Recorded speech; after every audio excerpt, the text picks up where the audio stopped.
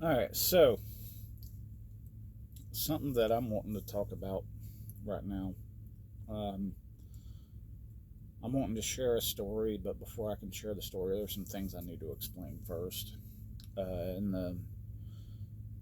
the army, um, on the military uniform, if you ever noticed the flag on the sleeve, it's always on a standard display of a flag. The stars is on the left side of the flag, but on a military uniform, that display is backwards from what's commonly displayed, um, which the flag is not backwards. Um, Basically, to explain that, is the stars is always going to be facing the direction, always going to be facing forward. Because if you think of a guide on carrying a flag in a parade, the direction that the stars would be facing as he's carrying that flag, the wind will carry it backwards. So on a uniform, if the stars was facing towards the back, that is actually a symbolism of retreat. Now, um, at the time that I was in, there was the ACU uniforms, and then right at the end of my career, they were transitioning to OCPs. Um, but both of those uniforms have the Velcro patches. Um, Now, right before the ACUs were being phased out, it was becoming more and more common for people to sew the patches to the uniforms, the rank, the name tape, the U.S. Army tape. Um, but all the patches on the sleeves will still remain Velcro. So, um, with the Velcro flags on the sleeves, there's two kinds of them. You got the IR and the Garrison. The Garrison flag is the standard red, white, and blue with the gold outline, while the IR is the basically the infrared flag. Um, and you'll see the IR flag more commonly in field environments or on deployments. Now,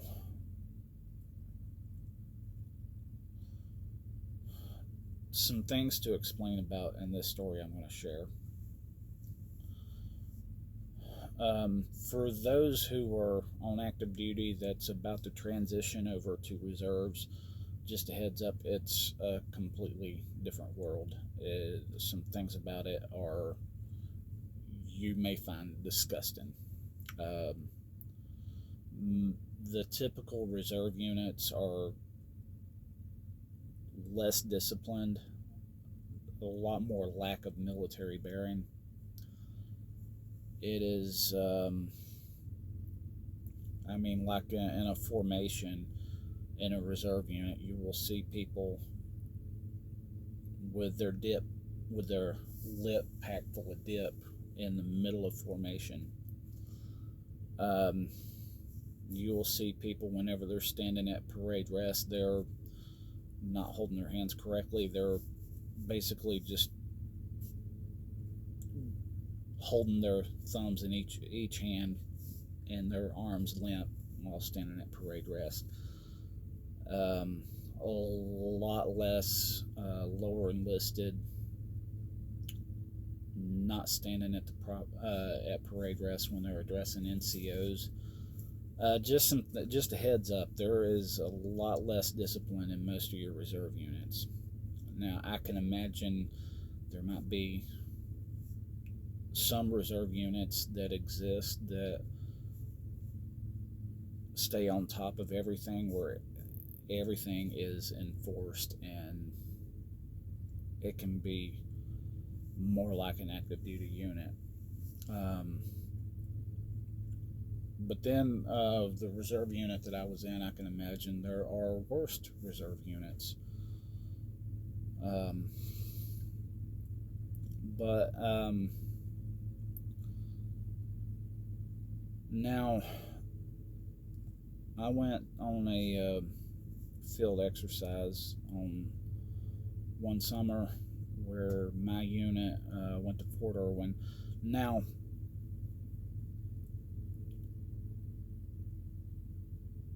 prior to this, every ATU this unit has that I've been on has always had the garrison flags during the ATs. While we're out in the field, we're wearing the garrison flags for the 4 or 5 years prior to that, without using our flags out in the field. But prior to that, the last time I used an IR patch was on my deployment in Afghanistan. After that, everywhere we went, we've never used IR patches up until this point. Now, we was on this, it was actually NTC in Fort Irwin, California.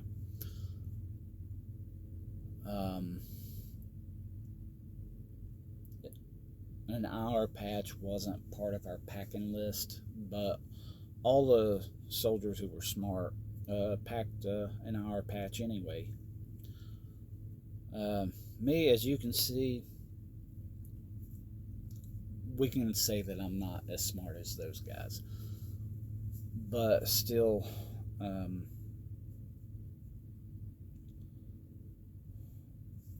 the truth is, if I should have dealt with this a lot differently. And the way to avoid going through what I did could have been avoided if I would have packed one anyway, even though it wasn't part of my packing list. So, now, I know you will hear a lot of times throughout your military career to try to be buddies with the supply sergeant.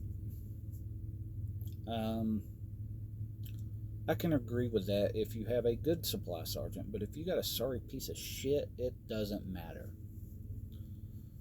If it's a sorry piece of shit who is handling supply. So,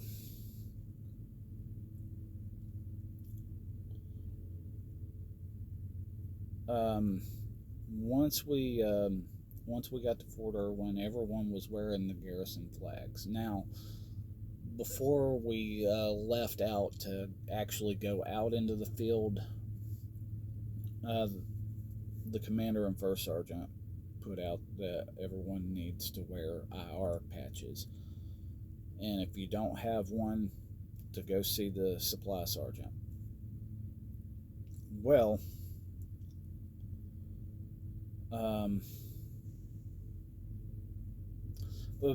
to tell you how bad this supply sergeant is before I get further into that,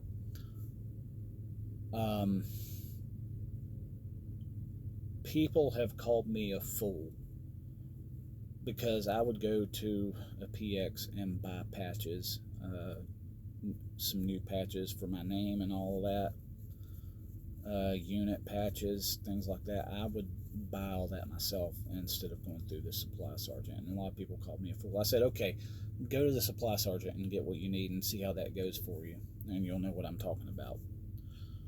Because at that time when I bought that shit from the PX and people called me a fool, for at least a year before that, I kept staying on top of the supply sergeant about getting me some new patches, and hasn't done that yet.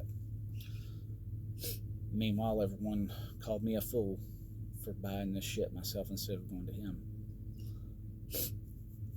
So, since the vast majority of our unit didn't have our patches with them, they went to the supply sergeant to get it.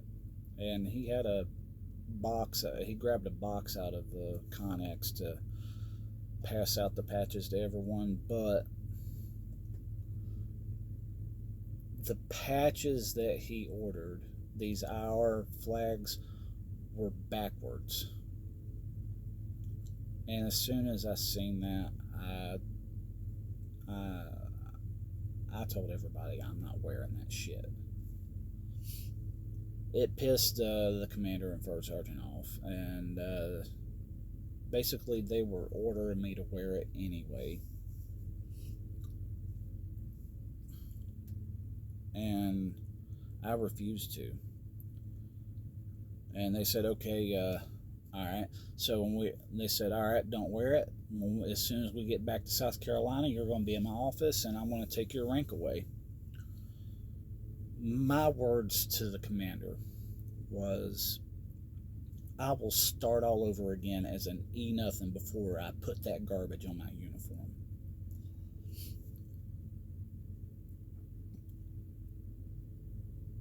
And I was the only one there to stand my ground and my beliefs on that and not wear that. Everyone else who didn't pack an IR patch with them wore them anyways. No one else stood their ground on that. And I'd say the vast majority of them didn't think it was a big deal. To me, it is a big deal to me, because to wear that as a symbolism of retreat on me, that I was offended by that, to be ordered to wear that symbolism. So I stood my ground and refused to wear it, and the entire time in the field I was wearing the garrison flag on my uniform. Now,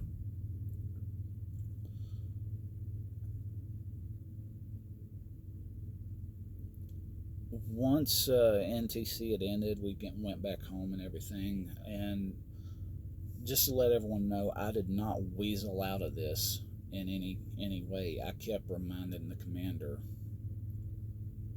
every month about the counseling forums and talking to him about that. And which I did warn him, though, that the actions that he takes against me, I will get a lawyer on this and fight it if he follows through with taking any rank away from me, or if I have to sign any kind of counseling form.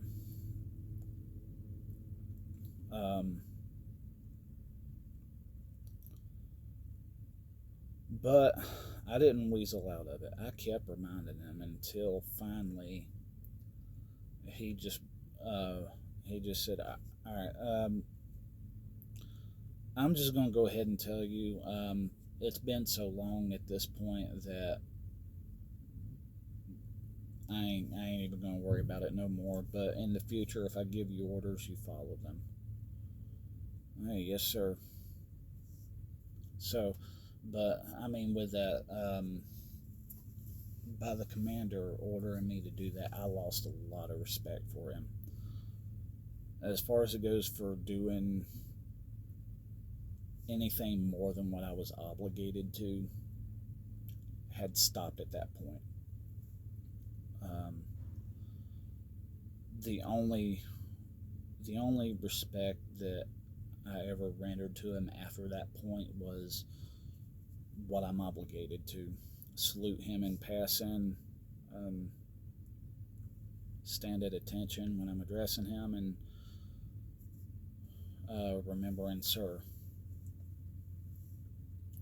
But other than that, any favors or anything that would be more than my obligations, I would not do.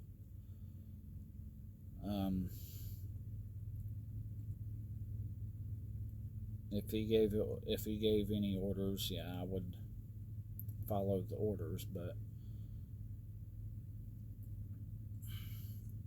anything for volunteering to do anything for him, no, I wouldn't volunteer until it became orders. But I lost a lot of respect for him because of him ordering me to do that shit.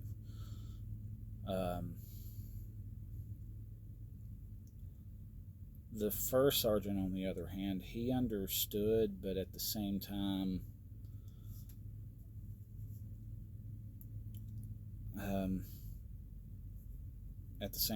he was basically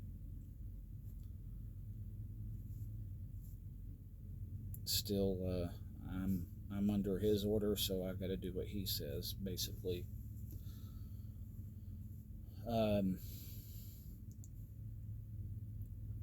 But now, as I'm getting older now and more rational in my way of thinking, I want everyone to share their opinion on this, on what they think. Because the way I grew up, the way I was raised is to stand my ground on my beliefs, unapologetic, and never being too proud to admit when I'm wrong. So basically, thinking as I'm getting older and more rational in my thinking, I'm thinking there is that possibility I might have been wrong at that time. Now, I know, was I right for standing my ground and not bending in my beliefs?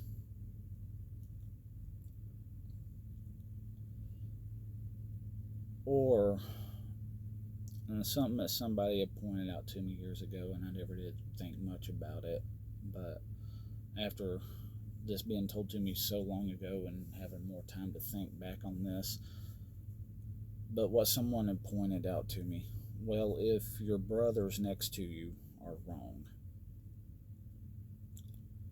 what makes you any better than them to be wrong right by their side with them?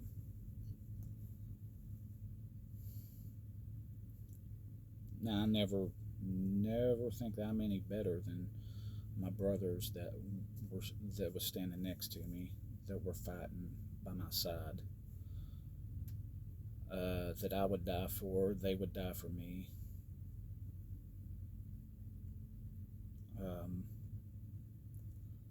Maybe if they're wrong, I should be wrong right next to them. And then, of course, now there is one thing, though, that you can't argue with. That had I been more prepared myself, I wouldn't have had to deal with it at all. So that's all I got on that one. So until next time, be safe out there and don't drink the fish tank cleaner. Thanks.